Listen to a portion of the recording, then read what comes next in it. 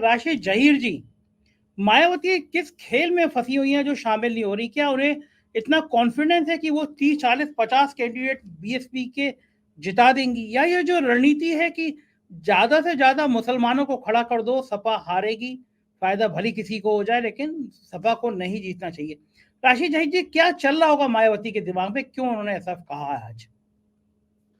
Sanjay sir, 2022 के चुनाव से पहले सत्य हिंदी पर था, मैं एक बहुत बड़े पत्रकार हैं, आजकल अपना चैनल चला रहे हैं। उन्होंने कहा खुद कि 100 कैंडिडेट मुस्लिम उतारने की डील हुई है अमित शाह से, मायावती की। अमित शाह जी ने बसपा के एक बड़े नेता से मुलाकात की और कहा कि 100 मुस्लिम मजबूत कैंडिडेट उतारने हैं। ये उससे पहले की बात है, ये बाकायदा रिकॉर्ड पर है। और महसूस भी हुआ कि मायावती जब खेल अपना खेलती हैं किस प्रकार से करती हैं। मैं जरा सा फैक्ट पर बात करने की कोशिश करना चाहता हूं कि मायावती के पास जो इनका वोट परसेंटेज और इनको जो माना जाता है कि 20%, 27%, 21% जो माना जाता है, इनका अपना जो बेस वोट है वो 11, 12, 13, 13.5% है और वो इनके साथ इंटैक्ट है, इसमें कोई दो राय नहीं है, इनको निगलेक्ट नहीं किया जा सकता। लेकिन इसके अलावा जब ये मुस्लिम कैंडिडेट खड़ा करती हैं, उनका वोट या बाकी जो लोग हैं उनका वोट मिल करके वो 16, 17, 20% हो जाता है। लेकिन 10, 11, 12% वोट को आप जो है जो नेगलेक्ट तो नहीं कर सकते, मजबूत वोट है। लेकिन वो वोट जो है वो मैं बता चुका हूं पहले भी कई बार कि काशी राम की एक ऐसी विरासत इनके हाथ में थी जिसमें सोनेलाल पटेल हो, बेनी प्रसाद वर्मा हो या खुद मुलायम सिंह हो, बड़े बड़े ओबीसी के नेता और एससी के नेता, उन्होंने अपने खून और पानी को इकट्ठा करके इस विरासत को बनाया था। काशी राम जी ने मुस्लिम समाज के जितने भी धर्मगुरु हो सकते थे, समाज के जितने बड़े बड़े लोग हो सकते थे, फिजिकली उनके घर जा जाकर के इस समीकरण की दुहाई दे करके इस बुनियाद को बनाया था संजय साहब। और उसको किस प्रकार से बर्बाद होते हुए हम अपनी जिंदगी में देख रहे हैं।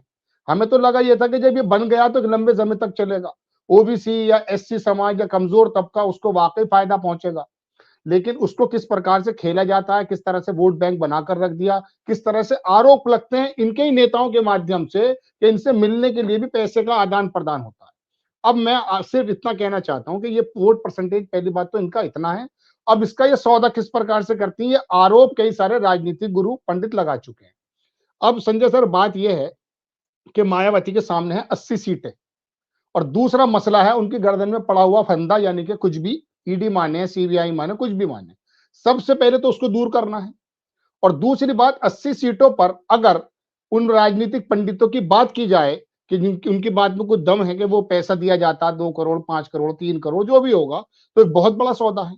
15 सीट, 10 सीट में क्या होगा, 80 सीटों पर खुलकर खेल होगा। और तीसरा खेल जिसके बारे में हमारे पास कोई एविडेंस नहीं है लेकिन कयास लगाए जाते हैं, लोगों से सुनी हुई बातें हम बता रहे हैं कि इनका अगर समझौता किसी प्रकार से हुआ है, ओबीसी समाज के कैंडिडेट को खड़ा करके गठबंधन के वोट में डेंट लगाना, तो ये अपने काम में इसलिए कामयाब नहीं हो पाएंगे इस बार क्योंकि पिछले चुनाव को अगर आप उठाकर देखें तो ये सिर्फ अपने कोर वोट के साथ खड़ी थी, उसमें भी कुछ कम हो गया था। मुस्लिम समाज इनके साथ जाने वाला नहीं है, उनको मालूम पड़ चुका है पूरी तरीके से, कई इलेक्शन पहले से ही मायावती को तब पसंद करते हैं जब समाजवादी पार्टी या विपक्षी गठबंधन का कोई मजबूत नेता ना हो, तब जाकर वो बसपा पर जाते हैं। वरना 2007 के बाद से मायावती की पार्टी में मुस्लिम समाज, अल्पसंख्यक समाज का कोई ज्यादा विश्वास नहीं है। लेकिन फिर भी ये 10-12% वोट अगर गठबंधन के साथ मिल जाता तो बहुत अच्छा रहता। उत्तर प्रदेश जो ऐसा किला माना जाता है जिसको कह सकते हैं कि मोदी जी को कोई हरा नहीं पा रहा, उसके अंदर डेंट लग सकता था, लेकिन मायावती ने पहले कदम पर ही बता दिया है कि इसके अंदर ऐसा कुछ होने जा रहा नहीं है। लेकिन तस्वीरें और भी निकल सकती हैं।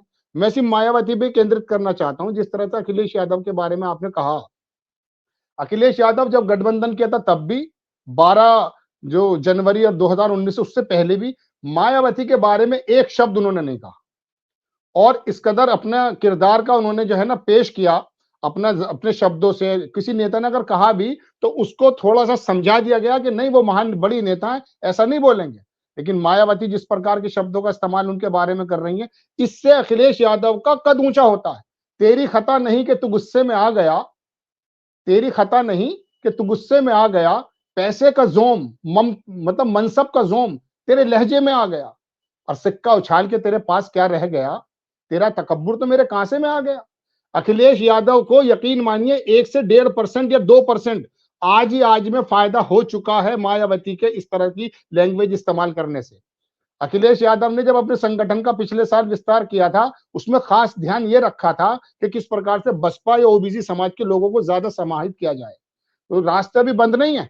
रास्ते ये खड़गे साहब के रूप में, हालांकि वो पासी से हैं, पासी बिरादरी से आते हैं, लेकिन अगर कांग्रेस आई बहुत अच्छी तरीके से इंप्लीमेंट करती है तो मायावती का ये वोट उनसे लिया जा सकता है। क्योंकि मैं समझता हूं कि ये वाली पोजीशन ऐसी होगी कांग्रेस की और अखिलेश यादव की, और मिलकर अगर ये लड़े, और अखिलेश यादव ने बड़ा मन दिखाते हुए कहा भी कि आप बताइए कितनी सीटों पर लड़ना चाहते हैं।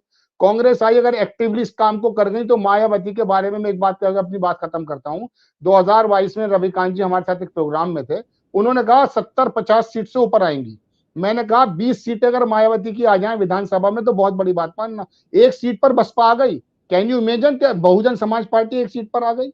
और मान लीजिए अब ये कि इनका वोट 3 से 4-5% रह जाएगा, इनकी एक भी सीट नहीं आएगी। हाँ, इतना जरूर था कि ये अगर कांग्रेस के साथ और जयंत यादव के साथ आकर के एक अच्छी केमिस्ट्री के साथ लड़ जाती, और उसके बाद भी एक लाइन और भी है, एक्सीलेटर दबाती। ऐसा नहीं कि 2022 के अंदर इलेक्शन तो लड़ी थी, लेकिन आधे इलेक्शन तक बिल्कुल शांत रही।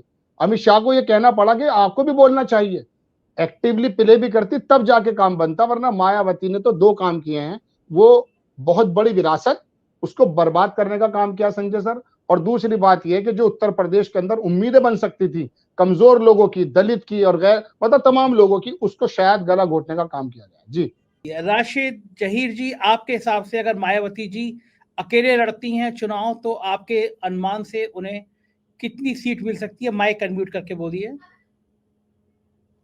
शर्मा जी, एक सीट मिलेगी वो बस। कहाँ की? बिजनौर की। बिजनौर की